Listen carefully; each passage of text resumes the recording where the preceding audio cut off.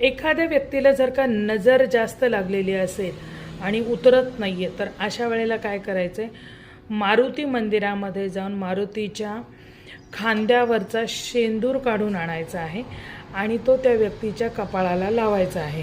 हा उपाय तुम्ही लहान मुलांना, मोठ्या माणसांना, त्याचप्रमाणे जनावरांना, कोणालाही जर का नजर लागलेली असेल तर तुम्ही हा उपाय करू शकता। याच्यामध्ये कुठचंही बंधन असं नाही आहे, लक्षात ठेवा। मारुतीची उपासना आणि रामरक्षा, भीमरूपी असे स्तोत्र म्हणून उदबत्ती लावायची देवाजवळ, अशी स्तोत्र म्हणायची आणि त्याचा अंगारासुद्धा कपाळाला लावायचा आहे। याने त्या व्यक्तीला एक प्रोटेक्शन, सुरक्षा कवच त्याने प्राप्त होतं।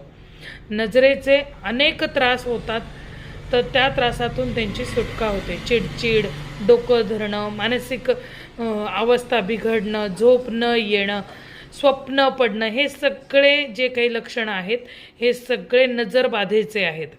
तर ह्याच्यातून सुद्धा त्याची सुटका होते। हा उपाय कोणीही करू शकतं, लहान मुलं, मुली, माणसं सगळ्यांसाठी हा उपाय आहे।